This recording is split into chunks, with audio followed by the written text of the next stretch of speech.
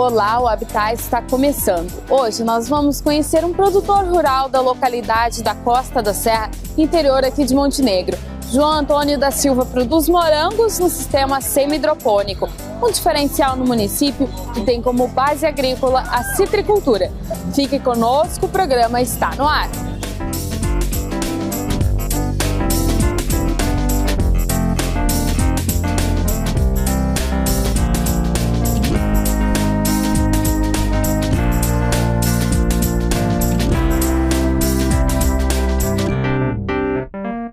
O sistema semi-hidropônico usado no cultivo de morangos existe há mais de 10 anos, mas em Montenegro, conhecida como a capital estadual da citricultura, ainda é uma novidade.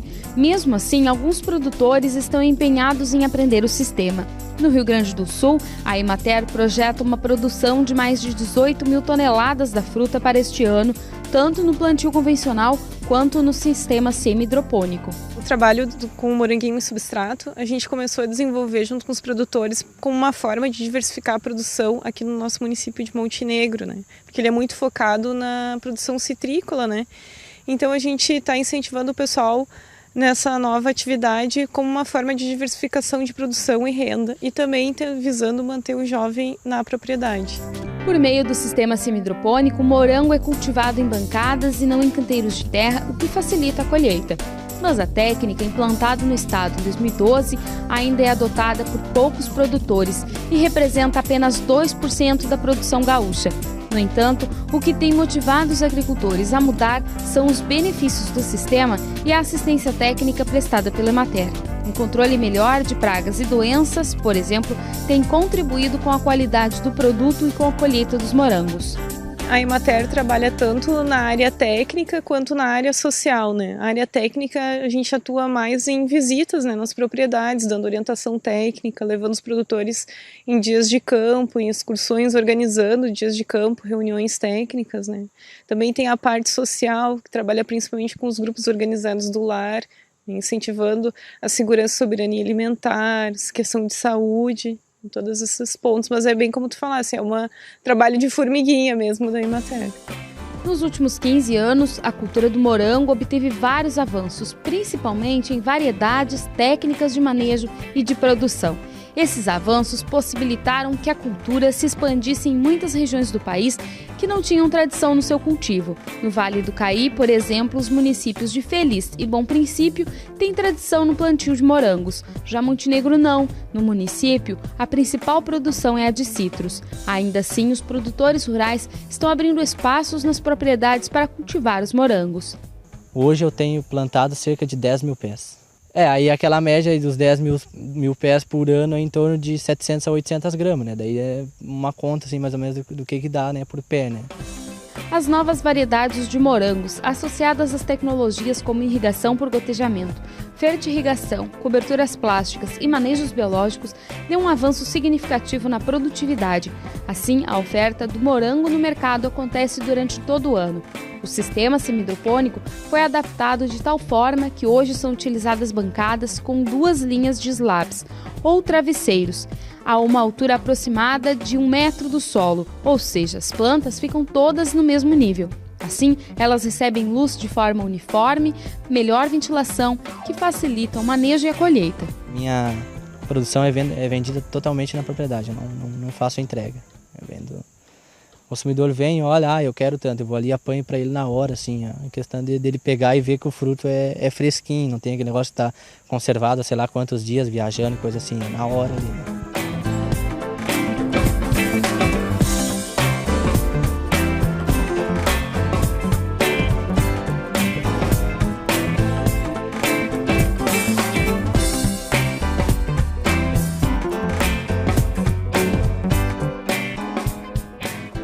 A seguir, você vai conhecer a propriedade da família Silva e saber como é o cultivo de morangos semi-hidropônicos. Nós já voltamos.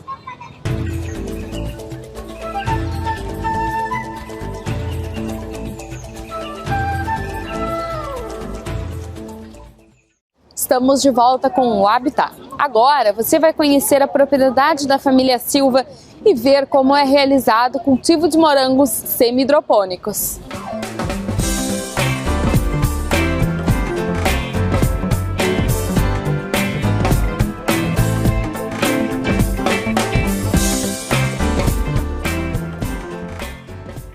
produção de morangos no sistema semihidropônico tem sido uma alternativa ao cultivo de citros para muitos produtores do Vale do Caí.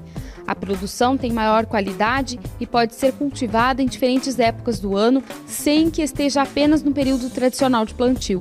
Foi pensando nisso que o agricultor João Antônio da Silva começou a plantação de morangos na localidade da Costa da Serra, interior de Montenegro. Eu estou entrando agora no 3º ano de produção, né?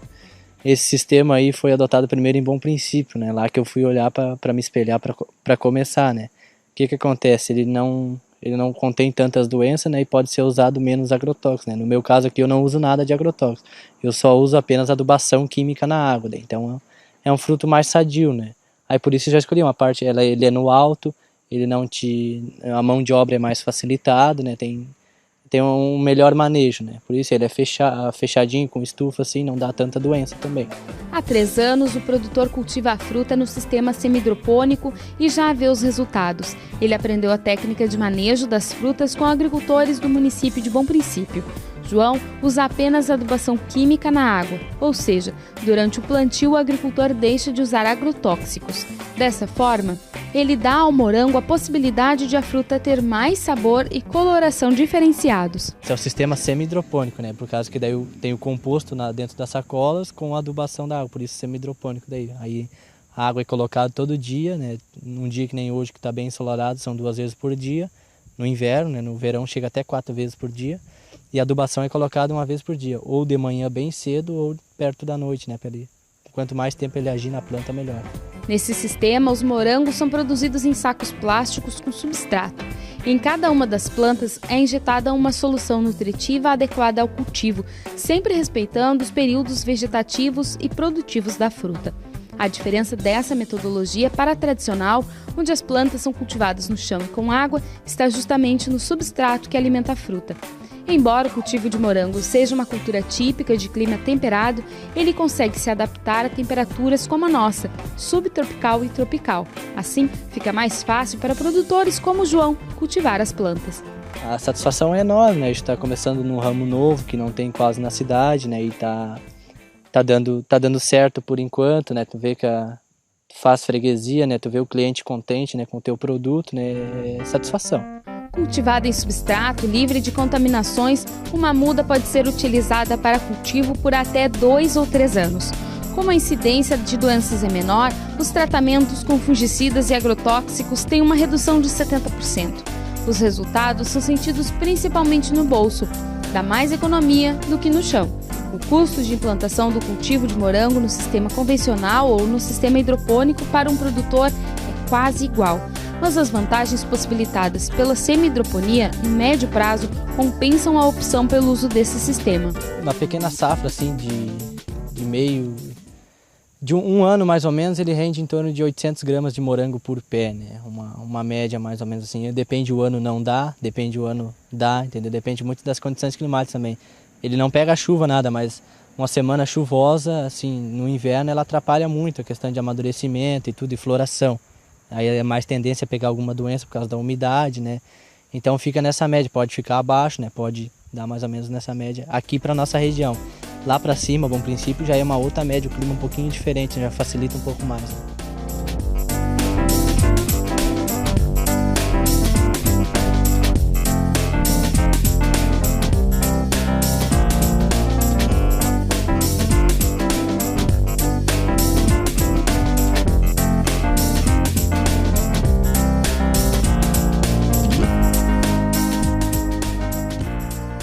No próximo bloco, nós vamos ver como a sucessão familiar tem mantido os jovens no campo. Nós já voltamos.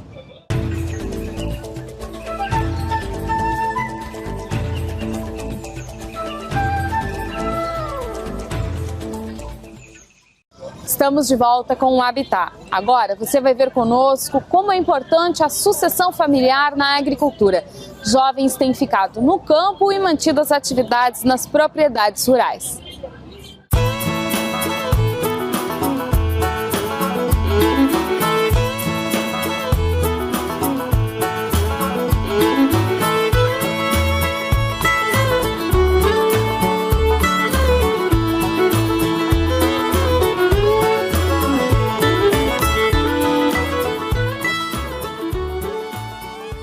A agricultura familiar é a grande responsável pelo abastecimento alimentar e pela manutenção das características culturais do Brasil rural.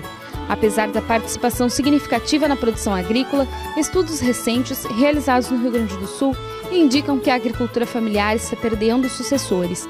Isso porque os jovens estão mudando do meio rural para a zona urbana. Mas esta não é uma alternativa para todos. Em Montenegro, jovens como João Antônio estão sendo incentivados pela Emater a permanecer no campo. Trabalhei no campo, né? Só que daí não era direto, assim, eu estudava, assim, né? Depois que eu terminei os estudos, não, eu tenho que fazer alguma coisa para mim, né? Meu pai é integrado da JBS, né? E trabalhava com ele ali. Agora daí, como surgiu essa outra oportunidade, assim, ele está cuidando mais daquela parte e eu dessa parte aqui. Mas eu nunca saí, voltei, sempre nasci e continuei. João trabalha nas terras da família, na localidade da Costa da Serra, interior aqui de Montenegro. A realidade dele não é diferente de outros jovens que tiram o sustento da agricultura familiar. Mesmo assim, a dificuldade de acesso a lotes agrários é um dos grandes obstáculos para que o desejo desses jovens produtores se concretize. Qual a importância da sucessão familiar? É muito importante, porque se não tiver sucessão familiar, não tem, né? A gente não sabe nem o que a gente vai ter para consumir daqui a alguns anos, né? A gente precisa que os jovens que têm realmente vocação e que gostem da agricultura e a gente incentiva eles a ficar na propriedade. Porque são eles que vão ser, né, os futuros agricultores que vão dar alimento para toda a população que está na cidade. Desde 1970, a população urbana supera em quantidade a rural. Mesmo diante deste cenário, a agricultura familiar vem mostrando viabilidade. Segundo dados do Censo Agropecuário de 2006, a maior parte dos alimentos que chegam às mesas dos brasileiros vem da agricultura familiar, sem contar que a produção ocupa quase 3 vezes mais mão de obra do que o agronegócio, o que demonstra a capacidade de gerar renda para os produtores. Aqui, quando eu preciso de ajuda, ele me ajuda, quando ele precisa de ajuda lá, eu ajudo. Minha mãe ajuda também quando é preciso, todo mundo coopera aqui, né, para render, né. Tem fregueses de várias cidades, é Montenegro, Brochir, Maratá, Capela de Santana, Esteio, Sapucaia do Sul, Lajeado, São Sebastião do Caí, tudo eu tenho freguês. A sucessão da atividade no campo é um dos temas que mais preocupa a Federação dos Trabalhadores na Agricultura Familiar do Rio Grande do Sul, a FETRAF-Sul. Parte dos jovens agricultores está optando em deixar as propriedades e encontrar outras oportunidades de trabalho nas cidades. Em um levantamento recente divulgado pelo Ministério do Desenvolvimento Agrário, o MDA, o rendimento da população brasileira apresenta ganho real de 16%, e este índice na agricultura familiar é maior que 50%. Assim, alguns jovens estão retornando para o campo e para a atividade agrícola. Hoje em dia, a primeira coisa que tu tem que buscar no teu emprego, claro, tu tem que ter renda e tudo, mas é fazer uma coisa que tu goste. Não adianta trabalhar numa coisa que tu não goste, mesmo que te dê renda, mais cedo ou mais tarde tu vai largar aquilo, né? Tu vai fazer o que tu quer, né? O que tu gosta.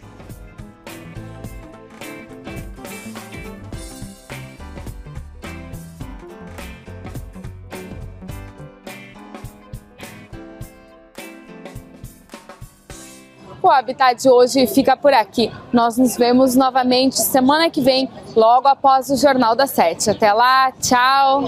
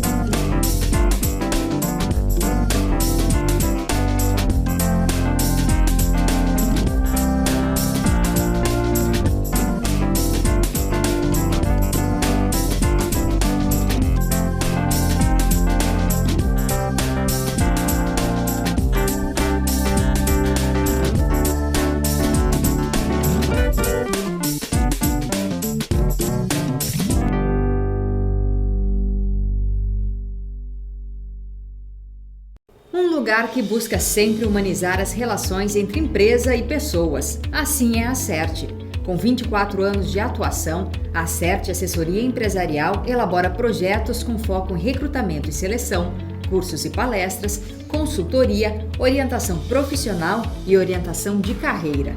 Por ser uma empresa de recursos humanos, a Acerte tem como propósito descobrir, integrar e aprimorar talentos, assim humanizando as relações entre empresas e pessoas.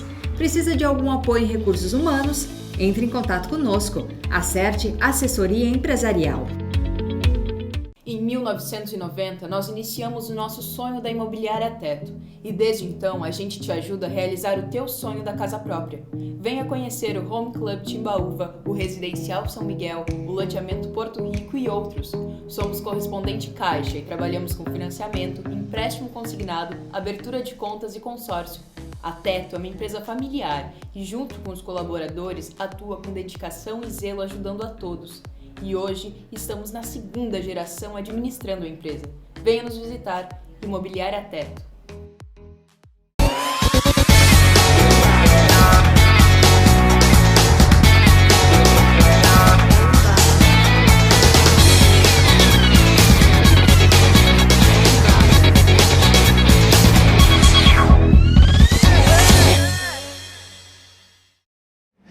Salve galera, programa Revista 53 está no ar. No programa de hoje a gente vai falar sobre uma paixão do Rio Grande do Sul, a erva mate. E também vocês vão conhecer uma pianista mirim de apenas 11 anos. Além disso, a gente bateu um papo com a galera do Adolescer. Fica ligado!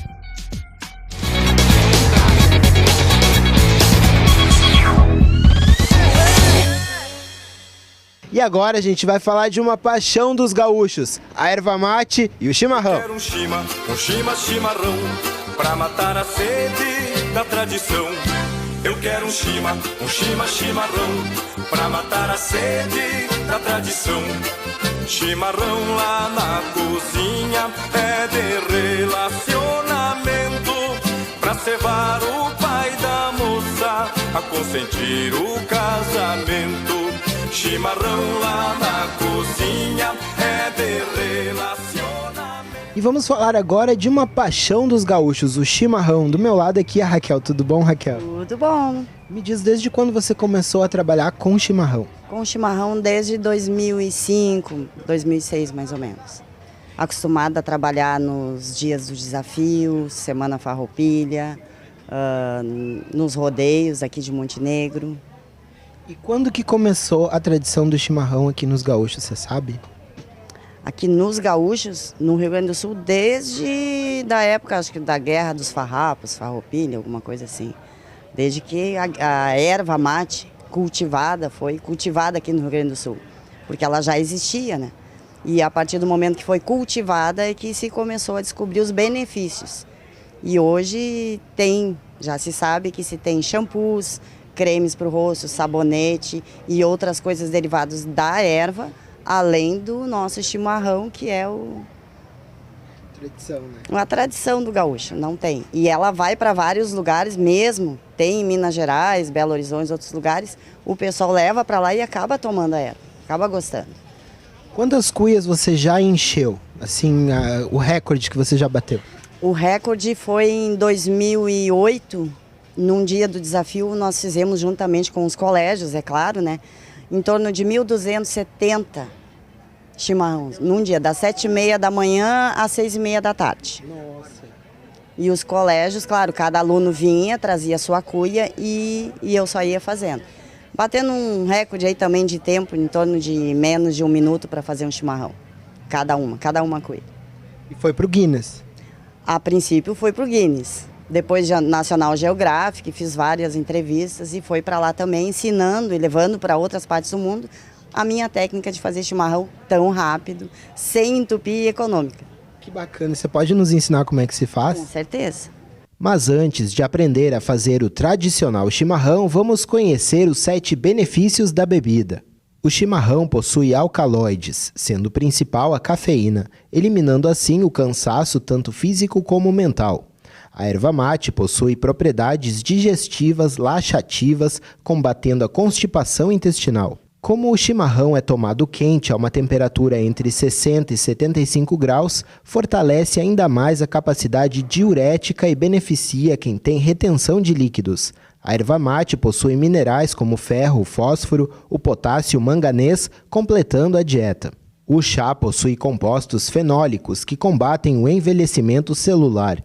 Os bioativos do chimarrão ajudam na manutenção das células do corpo humano, além de proporcionar mais energia na hora de enfrentar uma atividade física.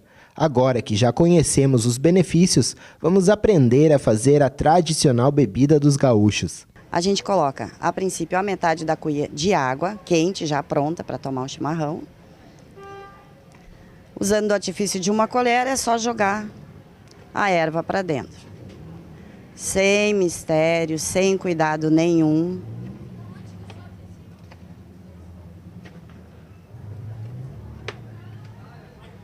Isso pode ser feito também sempre com a colher, não tendo essa.